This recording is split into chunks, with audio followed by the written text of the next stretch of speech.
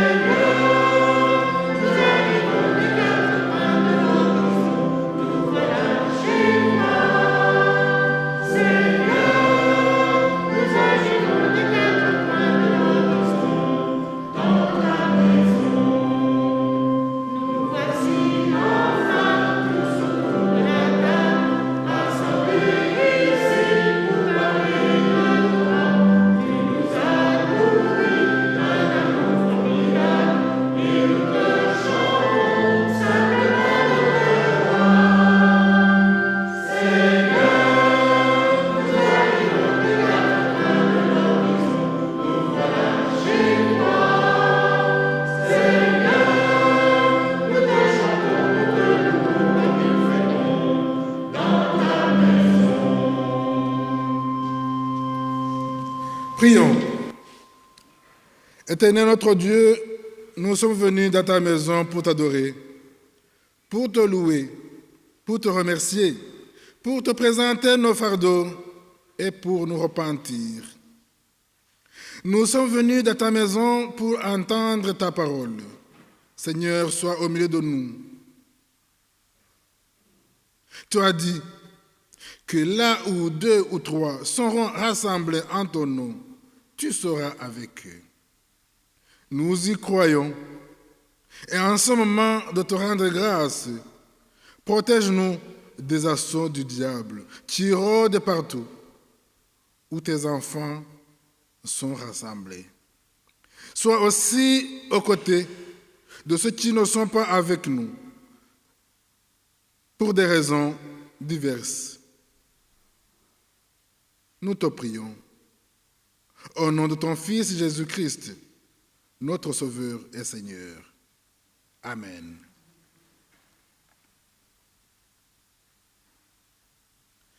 Venez. Venez, chantons avec allégresse à l'Éternel. Poussons des cris de joie vers le rocher de notre salut. Allons. Allons en devant de lui avec des louanges, faisons retentir des cantiques en son honneur. Car l'Éternel est un grand Dieu. Il est un grand roi au-dessus de tous les dieux. Venez, prosternons-nous et humilions-nous. Fléchissons le genou devant l'Éternel, notre Créateur. Car il est notre Dieu et nous sommes le peuple de son pâturage, le troupeau que sa main conduit. Ensemble et debout, chantons ce psaume 25 avec le cantique 21-15. Venez, venez le célébrer.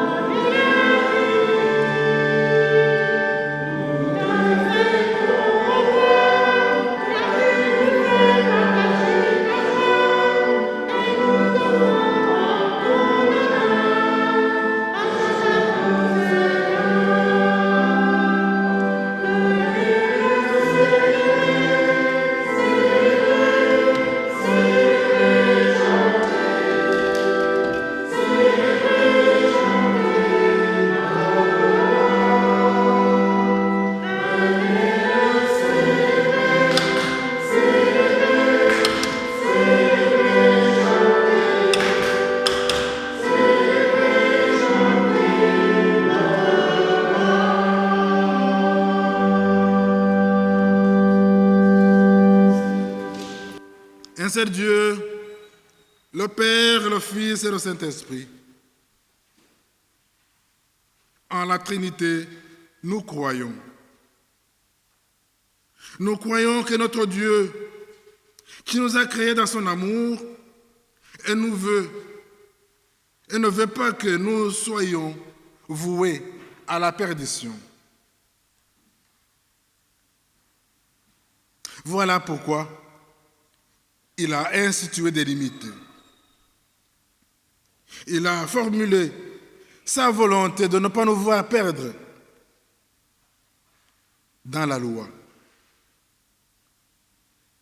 Écoutons ensemble comment notre Seigneur Jésus-Christ nous rappelle la volonté de Dieu, selon ce qui est écrit dans l'Évangile de Marc. L'Éternel ton Dieu est le seul Seigneur. Tu aimeras l'Éternel ton Dieu de tout ton cœur, de toute ton âme, de toute ta force et de toute ta pensée. C'est là le premier et le grand commandement. Et voici le second qui lui est semblable. Tu aimeras ton prochain comme toi-même. Aucun commandement n'est plus grand que ces deux-là. Et c'est ainsi que Dieu veut être servi. Il veut être servi et en même temps, il veut que nous soyons à ses côtés, que nous l'aimions et que nous aimions notre prochain. Et nous nous sommes engagés à suivre cette voie. Sinon, nous ne serions des chrétiens figurants. Non. Nous nous sommes engagés à respecter le commandement de Dieu. Toutefois, nous ne sommes pas des saints.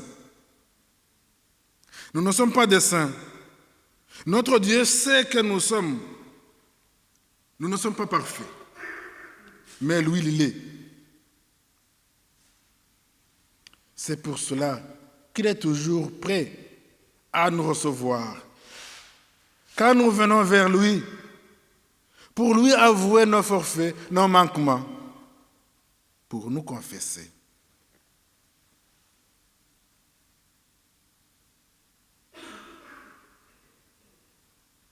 En présence de Dieu, 3 fois saint, que chacun, que chacune confesse ses péchés, avec toute humilité, à l'image de notre Maître Jésus-Christ. Adressons-nous à notre Dieu très miséricordieux, humblement, et dans le silence, parlons à Dieu.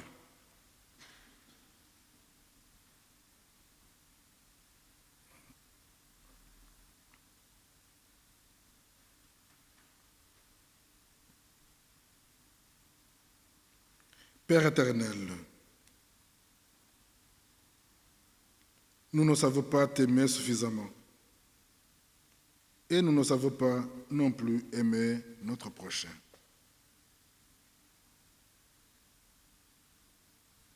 Nous regrettons sincèrement nos fautes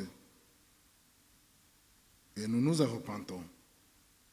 Prends pitié de nous et pardonne-nous. Change nos cœurs afin que nous puissions nous approcher de toi et marcher sur tes sentiers avec joie pour la gloire de ton Saint-Nom. Amen. Notre Dieu est miséricordieux. Il veut qu'on lui avoue tout, même si c'est tout. Il veut qu'on le prie. On implore son pardon, qu'il nous donne son souffle, un souffle nouveau. Dans l'esprit de confession, chantons au cantique 5309. Dans l'esprit de confession, 5309.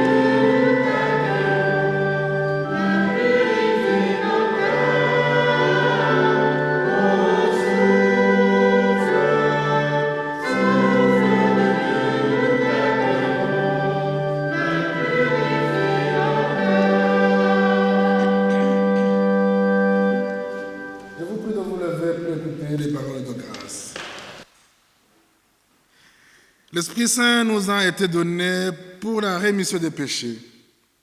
En lui, nous pouvons nous approcher du Père. Que l'Esprit illumine et purifie nos cœurs.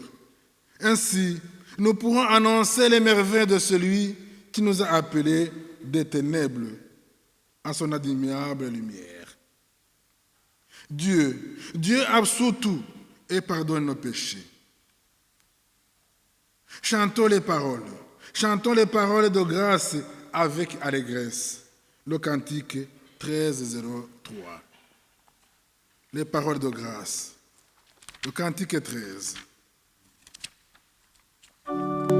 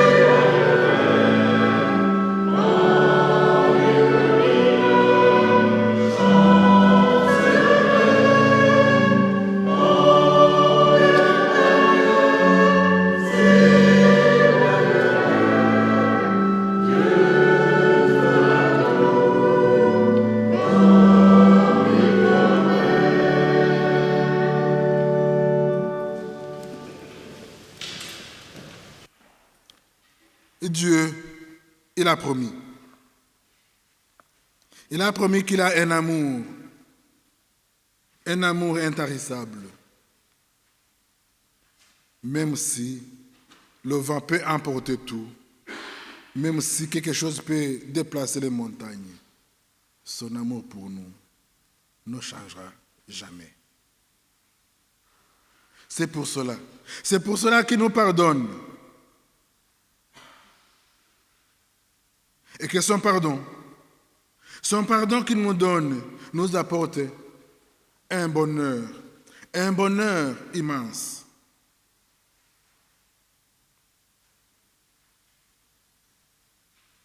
Grâce à ce bonheur, nous pouvons crier fort que Dieu nous aime. Nous pouvons aussi chanter à notre Dieu la reconnaissance. Nous pouvons confesser notre foi. Et faisons-le en chantant le cantique 56, 04, pour cet immense bonheur. Le cantique 56, 04, pour cet immense bonheur.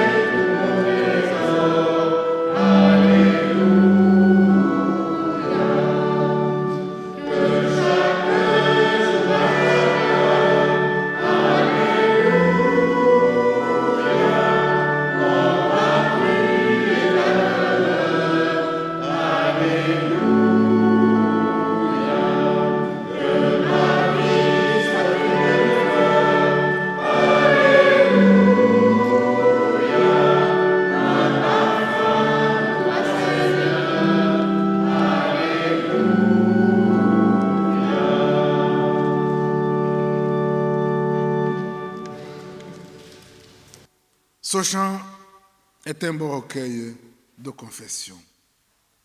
C'est aussi un engagement. Que tu aies ta demeure dans mon cœur, ô Seigneur. Que ma vie soit un parfum pour toi, Seigneur. C'est un engagement, c'est aussi une demande et c'est aussi une confession, puisqu'on se donne entièrement à notre Dieu.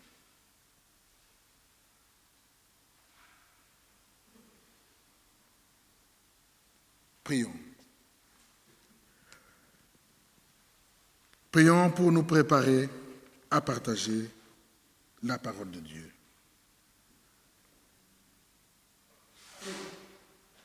Dieu Père très miséricordieux, toi tu pardonnes tout. Toi tu sondes tous nos cœurs, au plus profond de nos cœurs. Toi tu viens de nous purifier. Aide-nous à comprendre ta parole. Aide-nous à la comprendre et donne-nous la force de la mettre en pratique. Ouvre nos oreilles, pas seulement les oreilles qui se trouvent sur la tête, mais aussi les oreilles de nos cœurs. Nous voulons t'entendre parler. Nous voulons capter les chuchotements dans notre esprit. Ce que tu nous dis à travers la parole. Oui, nous voulons t'écouter, nous voulons te suivre.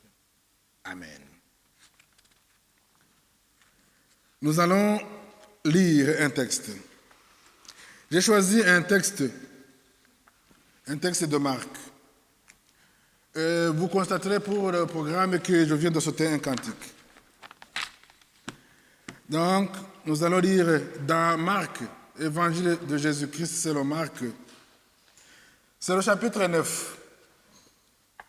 Nous lirons des versets 17 au 27e. Marc, chapitre 9, 17 au 17e, au 27e. Quelqu'un dans la foule lui répondit : « Maître, je t'ai amené mon fils. Il est possédé par un esprit qui le rend muet. Cet esprit l'empare, de lui n'importe où. Il le jette par terre. L'enfant écume, grince des dents et devient tout raide. J'ai demandé à tes disciples d'expulser cet esprit, mais ils n'en ont pas été capables. » Prenant la parole, Jésus leur dit : « Génération incroyante, combien de temps resterai-je auprès de vous ? Combien de temps devrais-je vous supporter ? Amenez-le-moi. » On le lui amena. Dès qu'il vit Jésus, l'esprit fit entrer l'enfant en convulsion. L'enfant tomba et se roulait par terre en écumant. Jésus interrogea le père. « Depuis combien de temps cela lui arrive-t-il » Il répondit : « Depuis sa petite enfance. » Et souvent, il l'a même jeté dans le feu ou dans l'eau pour le faire périr. Mais si tu peux quelque chose, viens à notre secours par compassion envers nous.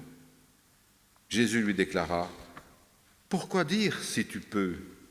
Tout est possible à celui qui croit. » Aussitôt le père de l'enfant s'écria : « Je crois, viens au secours de mon manque de foi. » Jésus vit que la foule s'attroupait.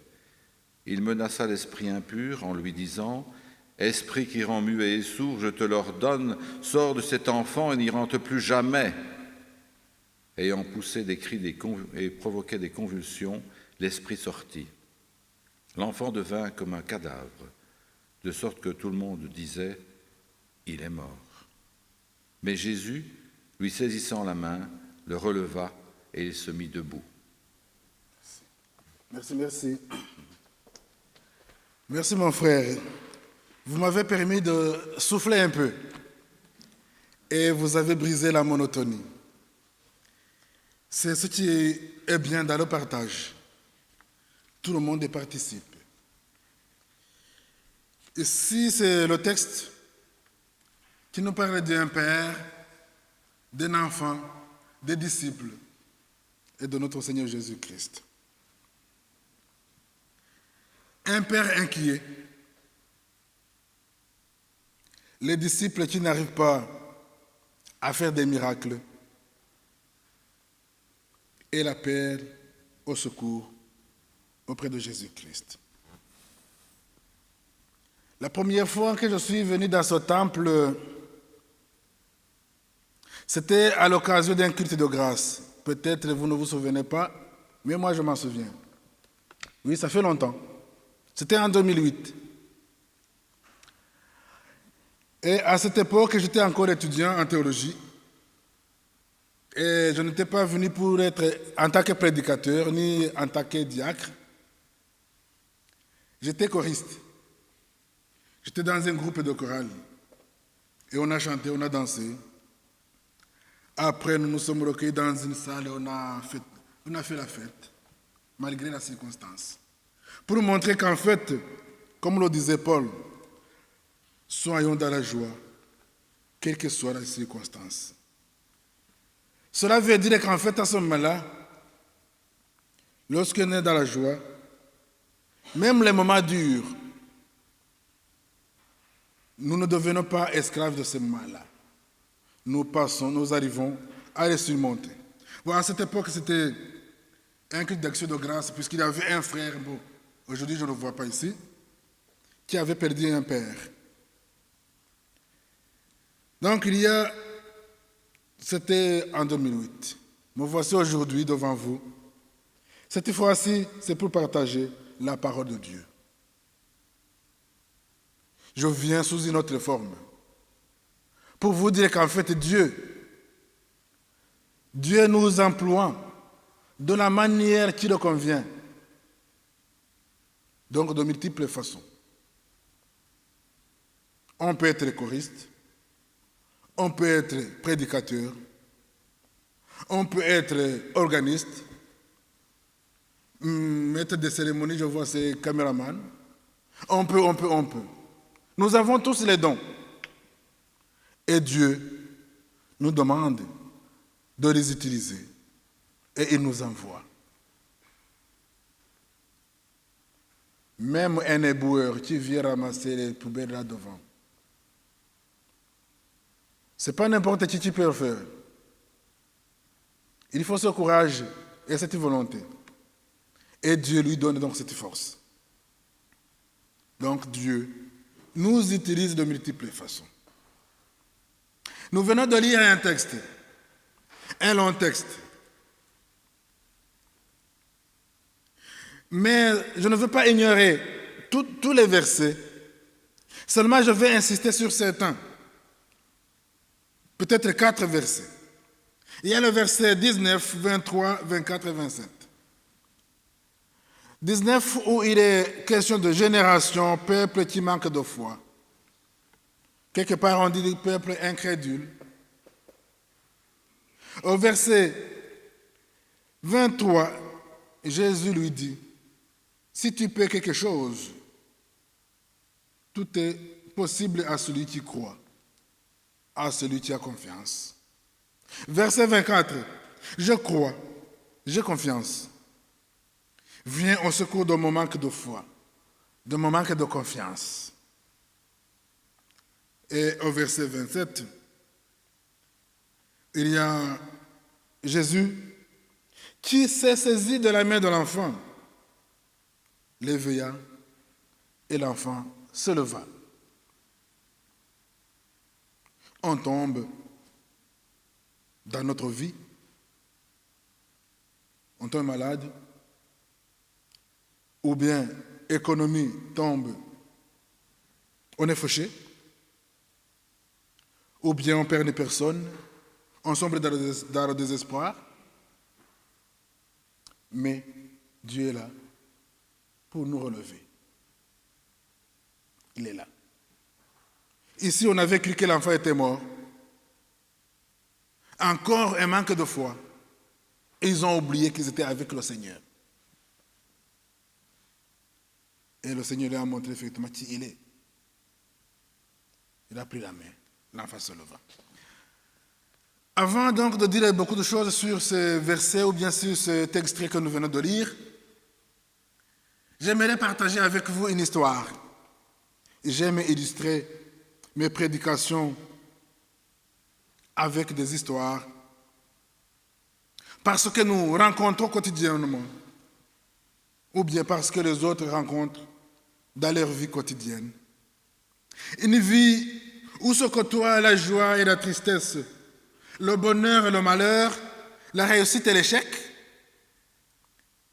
Une vie où se côtoient les projets d'avenir et les illusions. Une vie où se côtoie le bonheur du moment et la peur du lendemain. Une vie où la foi côtoie le désespoir. Une vie où il y a tout, le bon et le mauvais. C'est une vie que l'on qualifie souvent de pleine d'embûches. Cette vie du simple mortel, c'est aussi la vie d'un chrétien. C'est lui-là qui dit né de nouveau, qui a reçu la grâce, une vie éternelle par la foi. Il n'est pas épargné de tout ce que les autres vivent. Nous vivons les mêmes choses. Seulement, nous voulons tous qu'en nous ou autour de nous, il y ait du bonheur. Il n'y a que du bonheur en nous et autour de nous. Est-ce possible? Est-ce impossible? C'est possible mais difficile. La différence donc, réside dans le moment de trouver ce bonheur. Comment trouver ce bonheur et où le trouver? Comment trouver ce bonheur et où le trouver?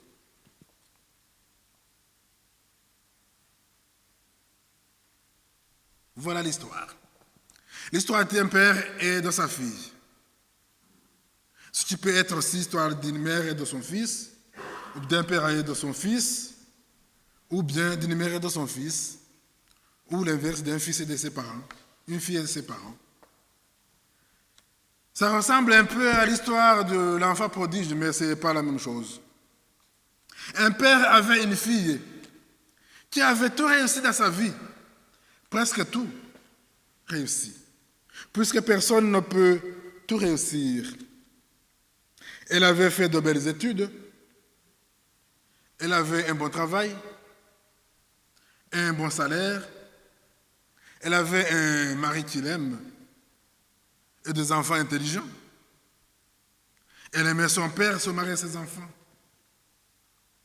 Son travail l'a mené à faire le tour du monde, à être entre les deux avions, et elle avait investi dans plusieurs entreprises dans le monde. Elle se disait heureuse et comblée. Elle avait tout.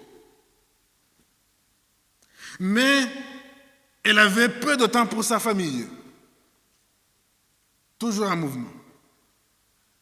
Comme je l'ai dit, ici c'est elle, mais ça peut aussi être il. Pour compenser cette absence, elle est rentrée toujours avec des cadeaux.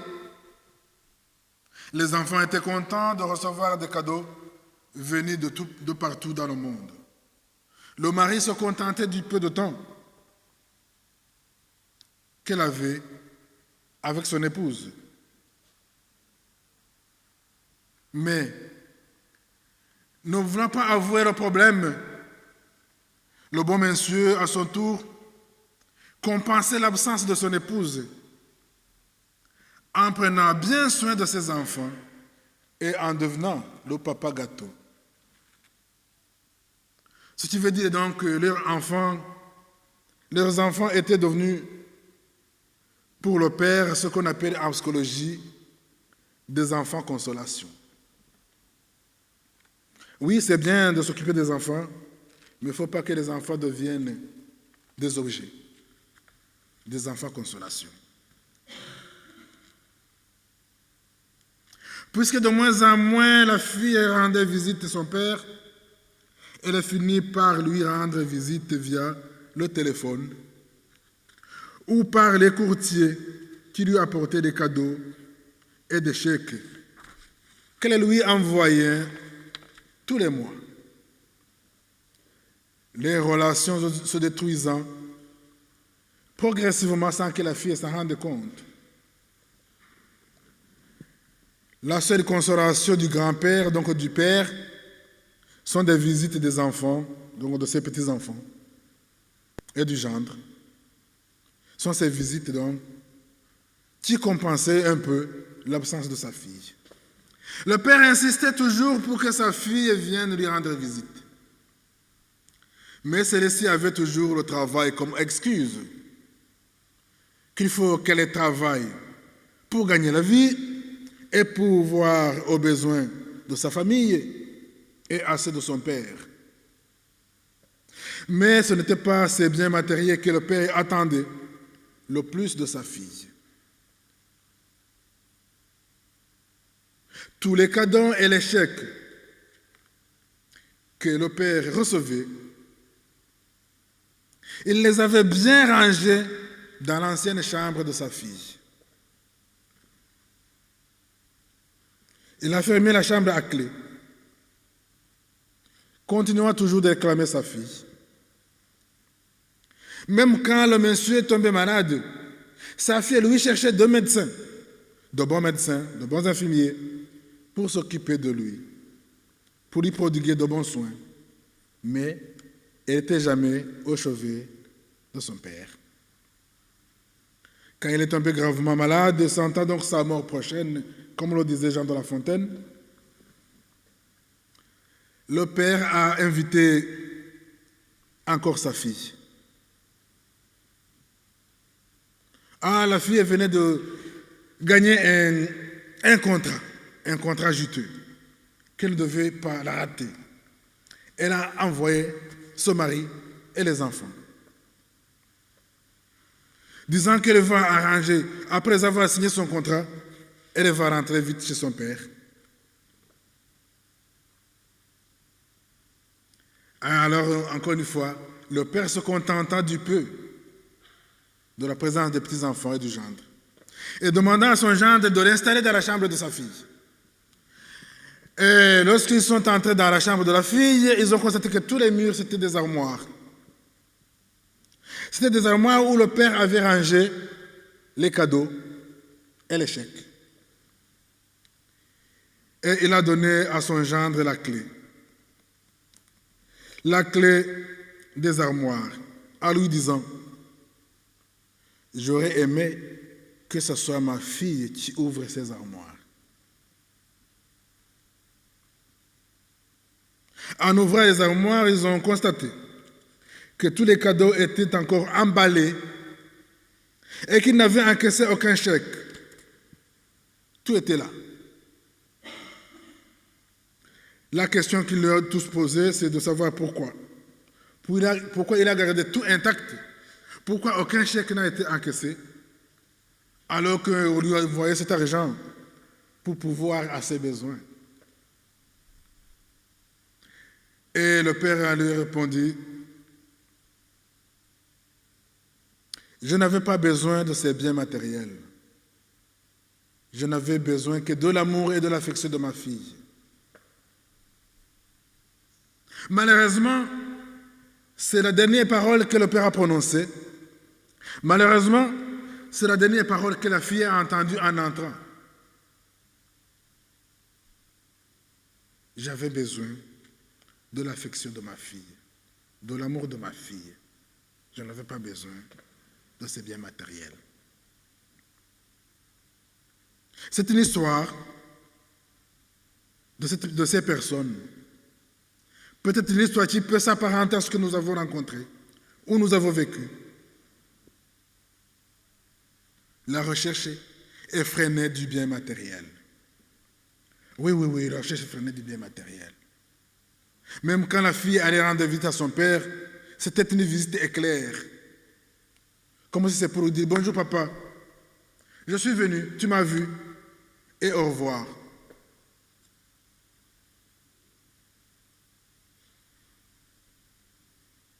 Ici, il y a des moments où, effectivement, où on cherche à compenser un manque par un objet. Un manque d'affection.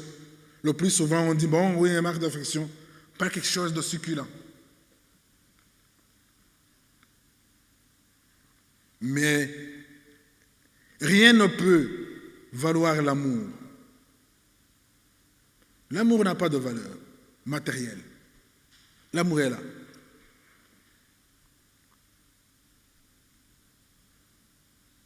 Vous pourrez peut-être me demander quelle a été la suite. Mais la suite, toute personne peut décrire selon ce que cette histoire lui a donné comme leçon ou comme histoire, comme message.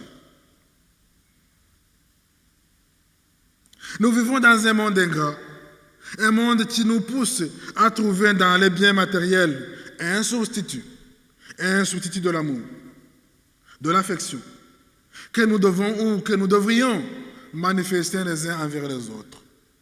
Même envers l'Église, on dit, ah oui, j'ai donné une offrande costaud, une offrande conséquente. Il y a une époque, on achetait le pardon.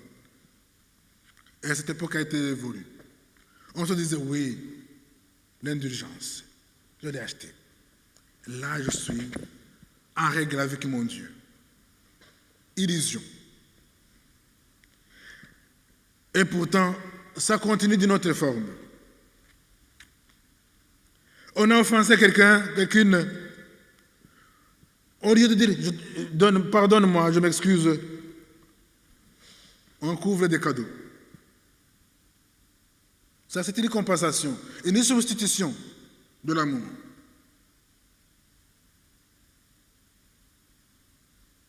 Et si on voit un père et sa fille, comme je l'ai dit, ça peut être pour inversement, pour une mère ou bien pour un enfant, c'est aussi la même chose pour les enfants.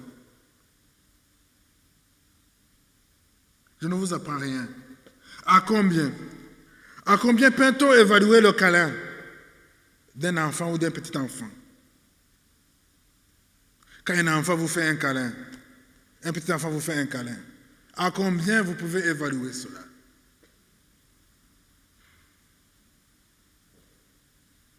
Il n'y a pas de valeur matérielle. C'est là. Et c'est profond. Ce câlin est d'une valeur inexprimable parce qu'il véhicule un amour inexprimable. Rien ne peut remplacer l'affection dans une relation familiale ou amicale. Rien. Je reviens au texte. Son contexte nous présente un père soucieux pour son enfant envahi par un esprit démoniaque. Si on fait un parallélisme avec l'histoire, nous avons tous nos petits démons. Nous avons tous nos petits démons. Et nous avons tous besoin de guérison. Un enfant envahi par un démon démoniaque, par un esprit démoniaque, et pour qui le Père est venu chercher la guérison auprès de Jésus. Dans l'histoire que je vous ai racontée, c'est le Père qui voyait son enfant s'éloigner progressivement de la voie de l'amour, au profit de la recherche effrénée du bien matériel. Les biens matériels sont devenus ses démons. Peut-être, elle pensait avoir tout son temps. Dans le texte que nous avons lu, Jésus a donné une remarque pertinente à ses disciples et à cette population, peuple de peu de foi. Pensez-vous que je serai avec vous pendant combien de temps? Bon, ça, là, je paraphrase. Je n'ai pas resté correctement les paroles de Jésus. Donc ici, il voulait leur montrer qu'en fait, ils doivent toujours être prêts, qu'il ne sera pas toujours à faire tout à leur place, qu'ils doivent aussi faire et mettre de leurs efforts.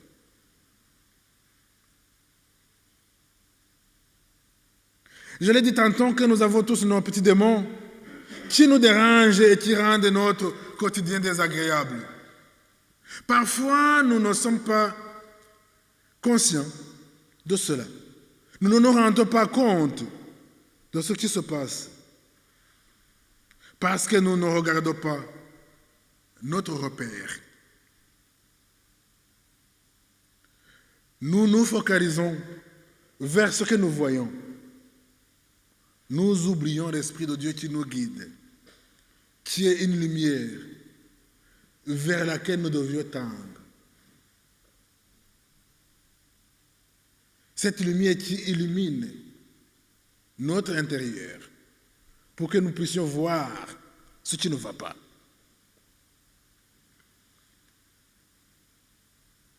Ici, nous devons donc être vigilants. Car personne ne sait ni l'heure ni le jour. Soyons toujours ces sentinelles vigilantes pour éviter que le diable ne vienne pervertir notre amour et emporter avec lui notre foi. Il est toujours là. Même ici, il est là. Peut-être vous allez dire, oh, blasphème. Non, ce n'est pas le blasphème. Il est là. Il guette. Il cherche une petite fenêtre pour entrer. Par mégarde, on ouvre cette fenêtre-là. Il pénètre, il entre. Il nous distrait.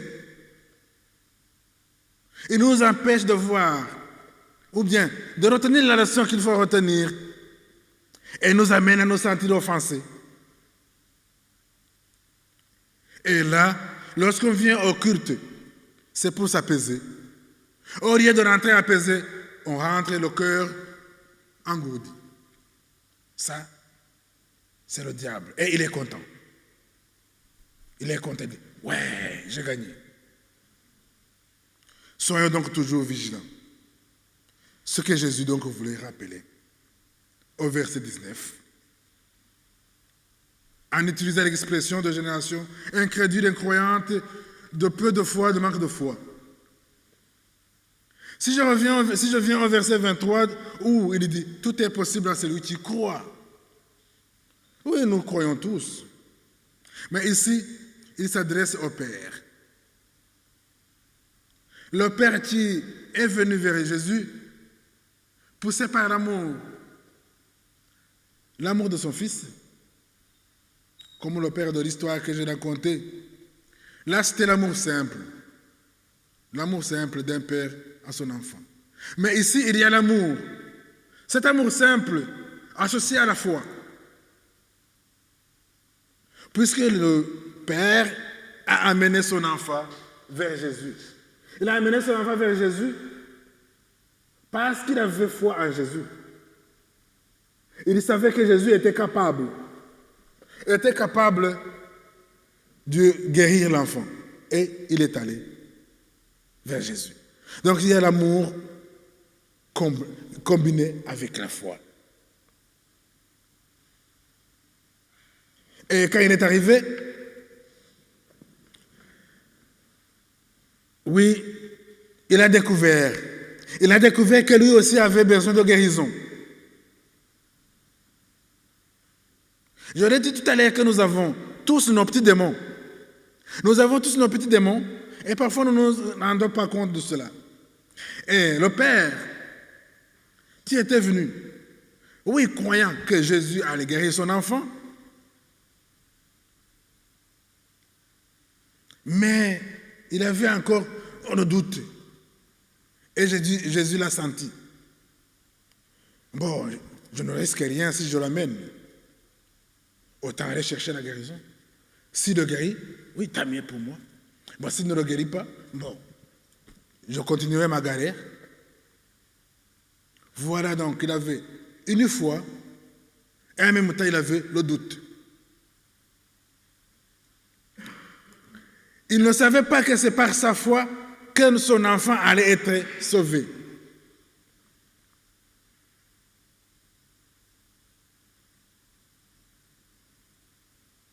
Tout est possible à celui qui croit. Et là, le Père confesse. Je crois. Viens au secours de mon manque de foi. Là, il n'a pas dit viens au secours de mon enfant. Non. Viens au secours de mon manque de foi. Il se confesse. Il vient de constater qu'en fait, lui aussi, il est envahi par un démon qui n'est pas le même démon que celui de son enfant. Il vient de comprendre qu'il lui manque quelque chose dans sa vie, dans sa foi. Viens au secours de ma foi, de mon manque de foi. Son père n'est pas opportuniste. Il n'a pas dit à Jésus, oui, je crois, alors sauve mon enfant. Non. Il a dit, je crois, sauve-moi.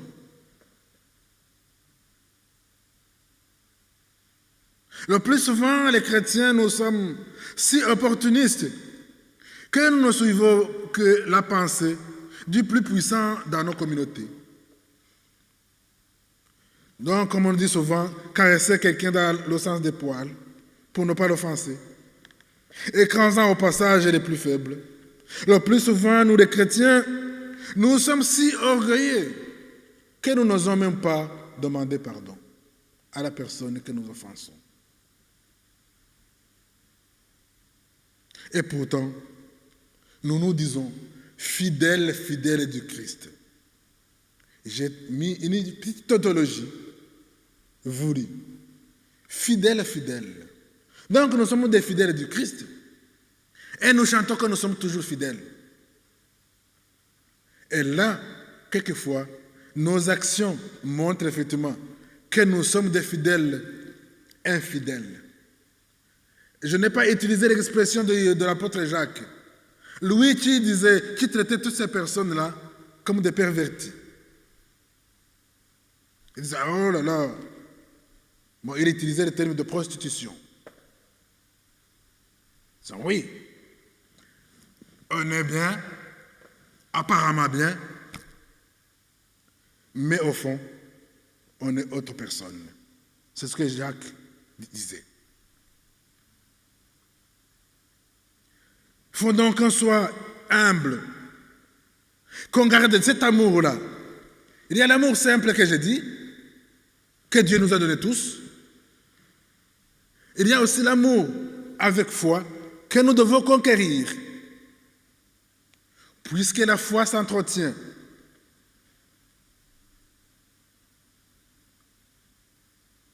La foi s'entretient, sinon la foi meurt. Et si la foi meurt avec la personne. On est perdu. Toutefois, il y a un repêchage. Il y a un repêchage parce que nous savons que Dieu est là. Quoi qu'il arrive, lorsqu'on s'appuie sur lui, il nous relève, comme cet enfant-là.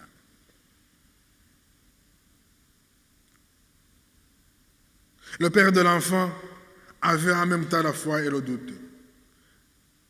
Il savait que sa confiance en Jésus-Christ allait conduire Jésus-Christ à faire une action qui sauve l'enfant. Mais il n'arrivait pas à comprendre que c'est par sa foi que son enfant sera sauvé.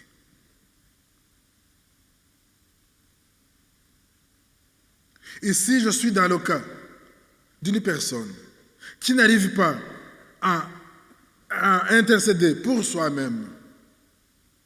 C'est le cas où la personne pour qui nous intercédons n'est pas à mesure d'invoquer son Dieu.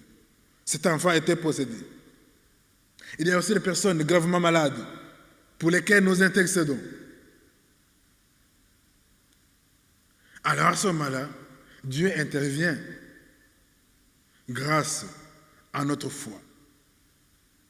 Mais, si nous intercédons les uns pour les autres, alors que nous sommes tous capables de le faire, il faudra que nos prières, vos prières, soient associées à la prière de la personne individuellement. Que cette personne soit même émette du sien.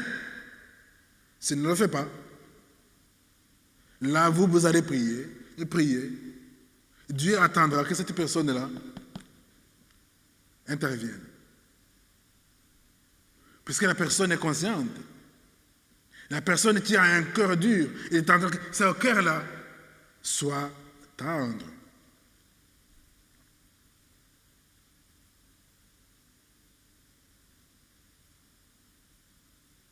Nous prions les uns pour les autres. Mais n'attendons pas que ce soit les autres qui le fassent tout le temps pour nous. Mais aussi le nôtre. Confesser la foi n'est pas une récitation. Tout à l'heure, vous avez constaté que j'ai modifié un peu la tradition. Nous avons confessé en chantant. Nous n'avons pas récité le texte qui se trouve ici. Nous l'avons fait en chantant. Ça, c'est la confession de foi. Ce n'est pas une récitation. Et ce qu'on fait parce que le prédicateur ou le pasteur l'a demandé. Non, ça doit venir du plus profond du cœur, de soi, comme l'a fait son Père. C'était spontané. La foi en Dieu, je le répète, s'entretient. Pour conclure donc, en associant mon histoire et le texte que nous avons lu, le tout tourne sur l'amour et la foi. On ne peut pas les acheter. On ne peut pas les substituer. Et on ne peut pas tromper Dieu. Ne cherchons surtout pas à compenser nos manquements envers Dieu ou envers notre prochain par le biais du bien matériel. Dieu nous les a donnés, mais chaque chose a son utilité. L'amour pour Dieu et l'amour du prochain n'ont aucun substitut. Que Dieu fortifie notre foi et qu'il nous aide à vaincre nos petits démons du quotidien. Amen.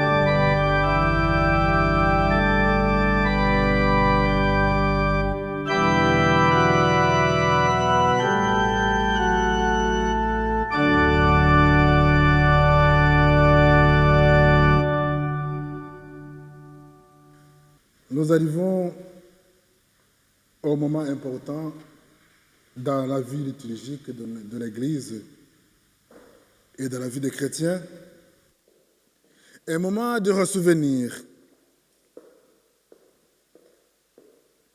un moment institué par notre Maître et Seigneur. Conformément au commandement de notre Seigneur Jésus-Christ, nous allons donc célébrer la Sainte Seine. Nous voulons en effet nous souvenir de ce dernier repas pris avec ses premiers disciples avant que nous aimât jusqu'au bout.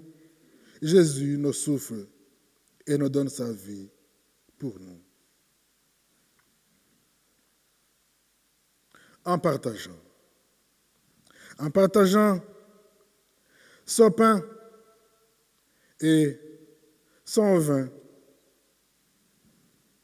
nous voulons témoigner de notre volonté d'être unis ensemble, une volonté d'être en communion, en tant que frères et sœurs, partageant la même grâce et aimés de Dieu.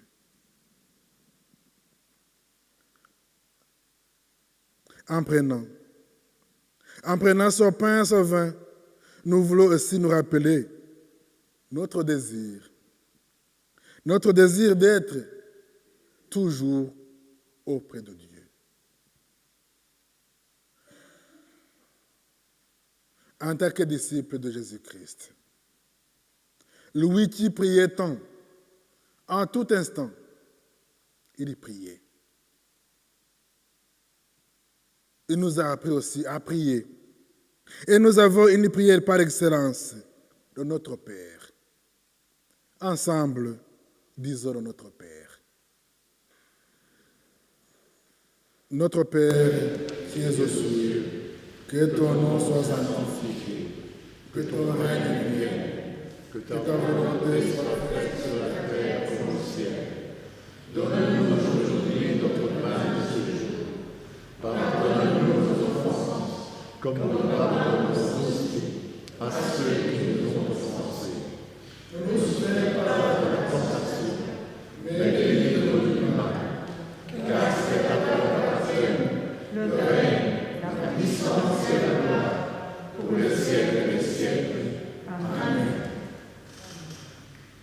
La nuit où il fut livré, il y prit le pain. L'ayant rendu grâce, le rompit.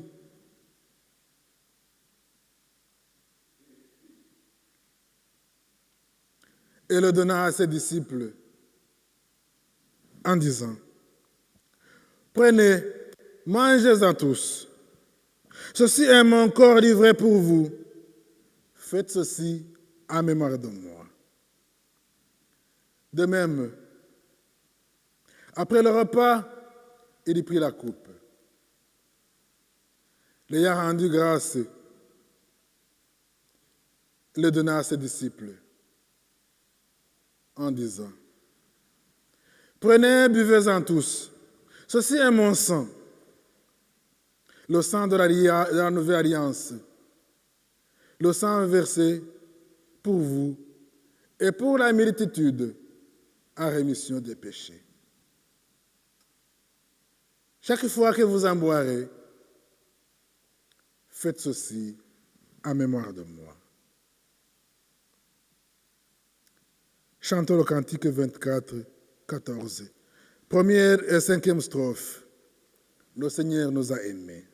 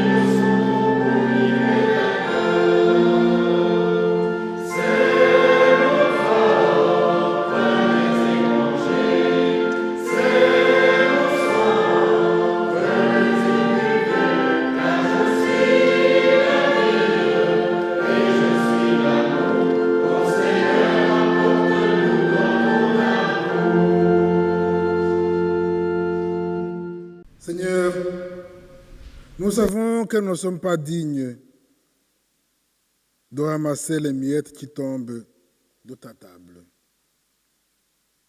Mais tu as dit que tu ne mettras dehors personne.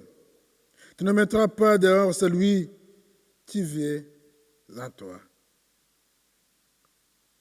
Tu nous as reçus parce que nous étions animés de la volonté de venir vers toi. Tu nous as accueillis tels que nous sommes. Tu viens de nous nourrir. Tu viens de nous donner un nouveau souffle. Nous t'en sommes reconnaissants. Que cette communion nous poursuit à l'extérieur de ce temple. Que cet esprit de communion que nous venons de renforcer soit notre identité au sortir de ce temple. Partout où nous irons, au travail, dans nos familles, chez nos amis. Que cette lumière qui est en nous brille pour tout le monde. Que nous soyons leur lumière et non leur ombre, leur obscurité. Amen. Je voudrais d'abord remercier Emmanuel Biringiro de nous avoir conduits dans ce culte et pour le message qu'il nous a donné. Quelques petites annonces. Les troncs du 31 octobre, dans le tronc central, il y avait 180 €. Dans le tronc pour le CEP, 38 €. Le second tronc de ce jour est destiné, bien sûr, à la diaconie. Quelques dates. Le conseil d'administration se réunira le vendredi 12 novembre à 9 h. Le consistoire se réunira le vendredi 12 novembre à 9h30 et rejoindra à ce moment-là le conseil d'administration. Le conseil de diaconie vous invite à une soupe bienfaisante après le culte la semaine prochaine, 14 novembre. Il y a toujours possibilité de s'inscrire aujourd'hui sur une liste qui est dans la salle.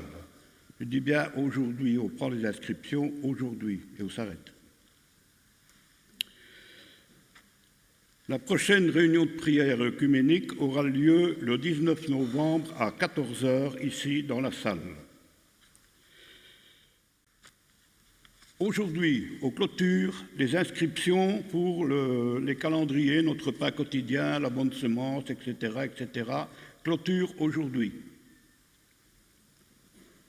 Et commence aujourd'hui, jusque la semaine prochaine, si vous désirez commander des bougies Amnesty International, vous pouvez le faire auprès de Lydia, après le culte, aujourd'hui et la semaine prochaine au plus tard. Un choix de 3 bougies, la simple, la parfumée ou la rustique. La simple, je connais, la parfumée, je sais, la rustique, je ne connais pas, c'est une découverte pour moi. Oui, c'est une grotte parabiscotée, c'est ça. Bon, les prix vont d'une gamme de 6 à 9 €, en fonction de la bougie, bien sûr. Hein. Donc la date limite, c'est la semaine prochaine aussi. Donc commandez tout de suite, comme ça vous êtes tranquille et ne traînez pas. Alors, 2 autres annonces. Bon, il faut que je les trouve là-dedans. Tout d'abord, nous avons reçu des nouvelles de Jean-Luc Vrinck. Il va un peu mieux, mais c'est vraiment très lent. Donc, il nous a demandé de vous remettre ses plus sincères salutations et nous lui avons assuré que nous continuons à prier pour lui, chacun chez soi et à la réunion de prière. Alors, nous avons... Attendez, c'est pas là...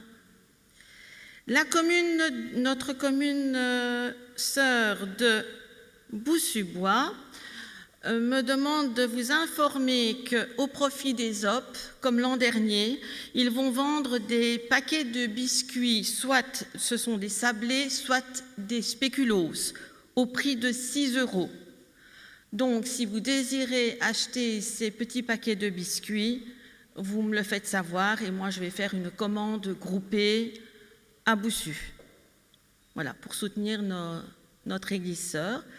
Et hier, nous avons eu une dernière annonce. Nous avons eu notre réunion de préparation pour l'Avent 2021. Et le week-end du 27 et 28 novembre, bloqué dans vos agendas, nous aurons 2 petits moments de retrouvailles de l'Avent. Vous aurez plus de détails sur les affiches qui vont arriver la semaine prochaine avec des petits flyers, donc je ne vais pas donner tous les petits détails, c'est trop long, mais en tout cas, bloquez dans vos agendas, 27 et 28, vous passez votre week-end ici au temple. Vous pouvez retourner pour dormir un peu, hein. Et si vous m'accordez 1 ou 2 minutes, je peux prolonger les annonces.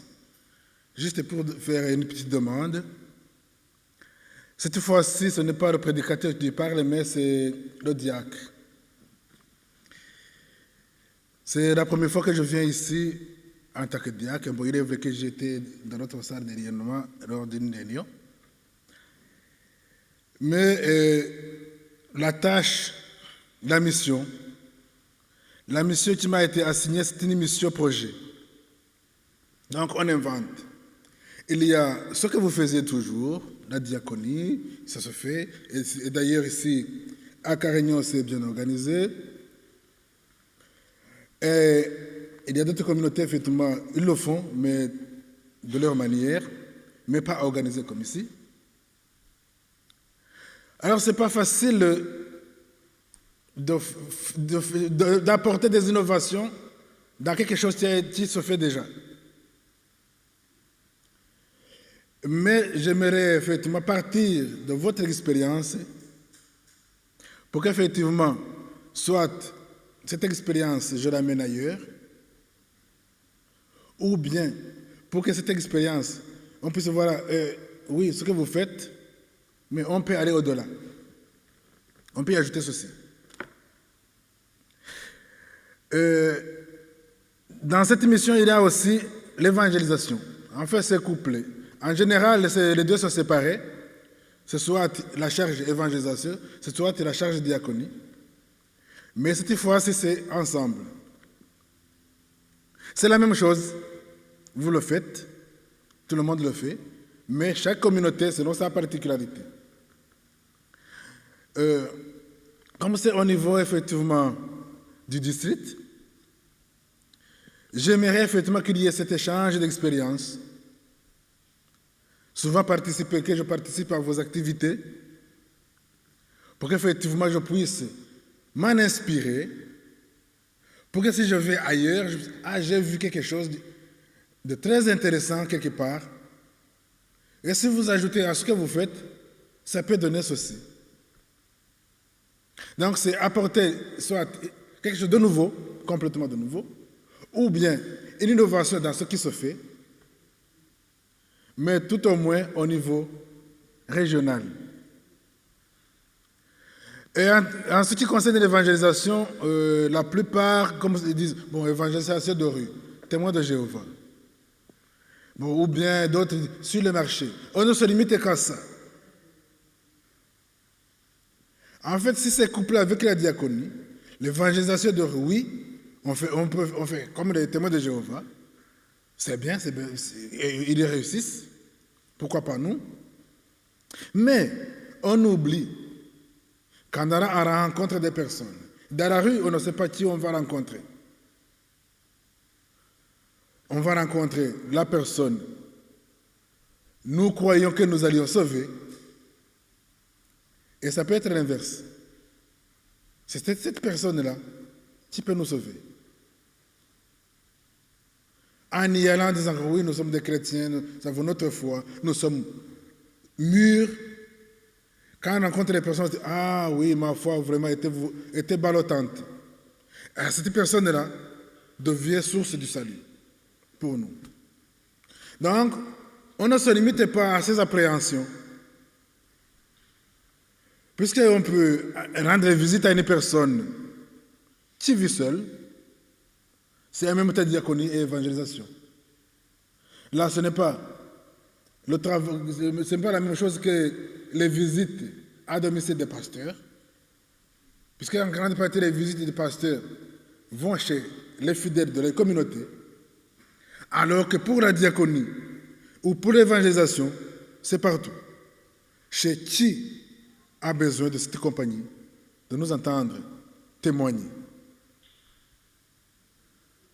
Dans ce sens, le service de diaconie et évangélisation de rue, on se réunit souvent avec un petit groupe de travail et nous avons effectivement la chance d'avoir votre sœur Martine dans le groupe qui nous donne des idées. À ce moment-là, partout où je vais, je nous demande que le soutien des communautés. Le soutien des communautés dans ce projet. Puisque si le projet n'est pas soutenu, j'aime souvent utiliser l'expression de l'œuf.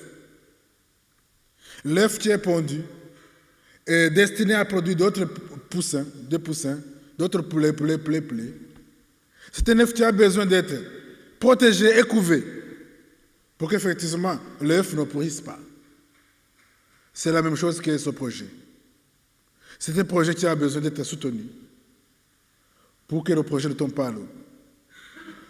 Parfois, on a besoin de résultats vite. C'est ça d'être humain. On veut voir palpable. Mais vous pouvez passer 10 ans en prêchant.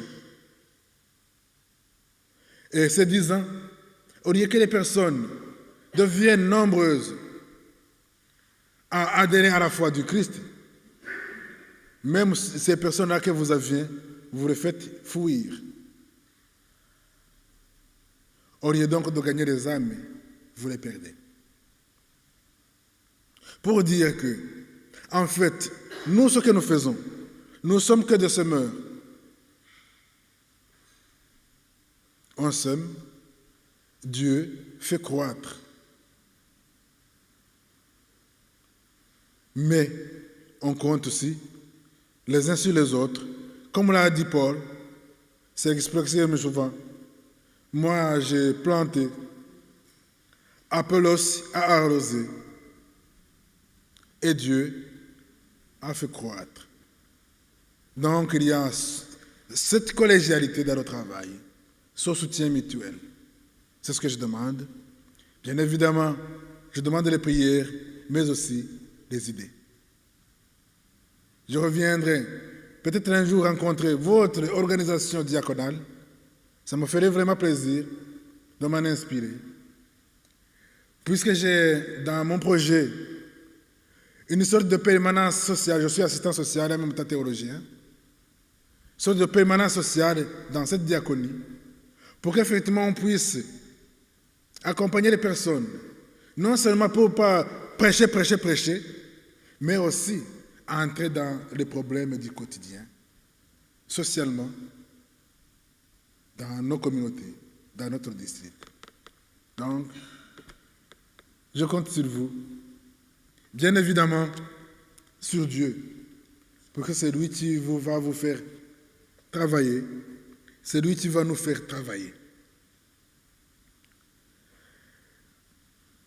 Avant de terminer notre adoration, notre culte, je voulais qu'on se lève. On se lève, qu'on reçoive les exhortations, les bénédictions et qu'on chante. Nous allons chanter.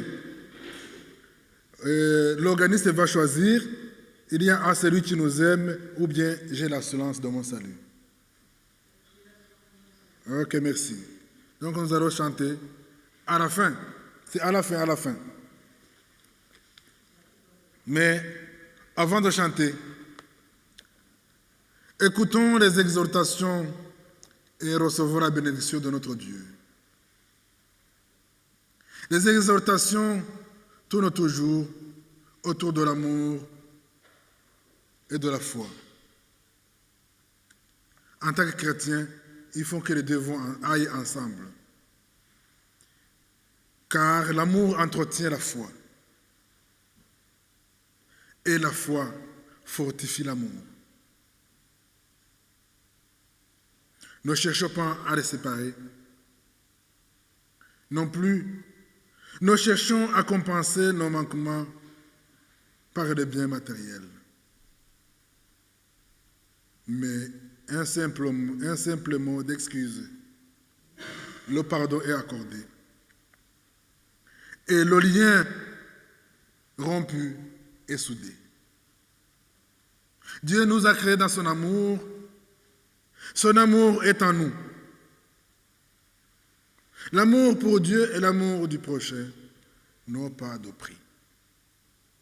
Que la grâce de notre Seigneur Jésus-Christ, l'amour de Dieu, le Père, la communion du Saint-Esprit,